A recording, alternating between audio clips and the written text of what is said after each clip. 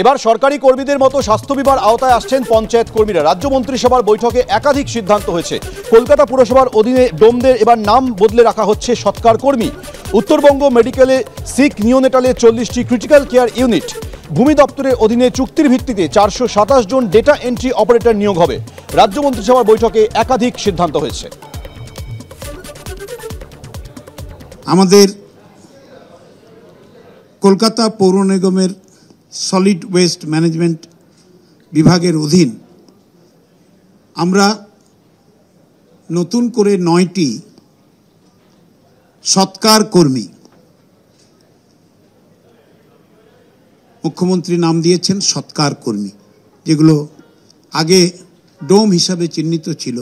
মুখ্যমন্ত্রী মানবিক দৃষ্টিকোণ থেকে তাদের সৎকার কর্মী হিসাবে আমরা নিয়োগ করতে যাচ্ছি সরকারের পক্ষ থেকে। আজকে সেই সিদ্ধান্তটা সম্মানীয় মুখ্যমন্ত্রীর নেতৃত্বে গৃহীত হয়েছে।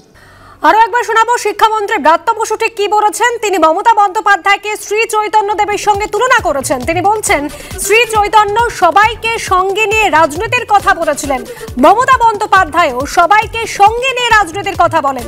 তাই এই মুহূর্তে চৈতন্য দেবের সার্থক উত্তরাধিকারী মমতা বন্দ্যোপাধ্যায়। কি বলেছেন ব্রাত্য বসু শোনাবো।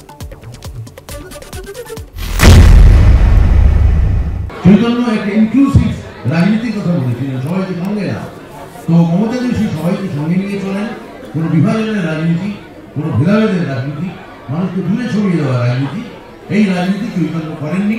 এবং চৈতন্যর যদি কোনো সার্থক উত্তরাধিকার এই মুহূর্তে বাংলায় থেকে থাকে তিনি মমতা ব্যানার্জি। কে বিবেকানন্দের সঙ্গে তুলনা করছে, কে মা শারদার সঙ্গে তুলনা করছে, কে চৈতন্যর সঙ্গে, কেউ বিদ্যাসাগরের সঙ্গে তুলনা করছে। ঠিক আছে, তুলনা করলে যদি কোনো কাজ হয় ভালোই হয়। তোমরা কোথায় আছো আর এই মহাপুরুষরা কোথায় আছেন, কেন ওদেরকে ছোট করার চেষ্টা করেন? মনীষীদের সঙ্গে তুলনা এটাই প্রথমবার নয়। এর আগেও নির্মল মাঝি তৃণমূল নেত্রী তুলনা করেছিলেন সারদা মায়ের সঙ্গে।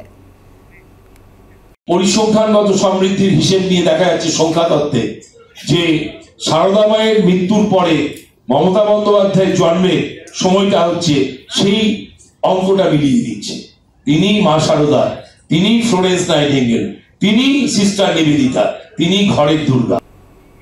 বাগদার বিধায়ক তৃণমূল নেতা বিশ্বজিৎ দাস তিনি মুখ্যমন্ত্রী মমতা বন্দ্যোপাধ্যায়ের সঙ্গে তুলনা করেছিলেন ভগিনী নিবেদিতার। কি বলেছিলেন তিনি শোনাবো।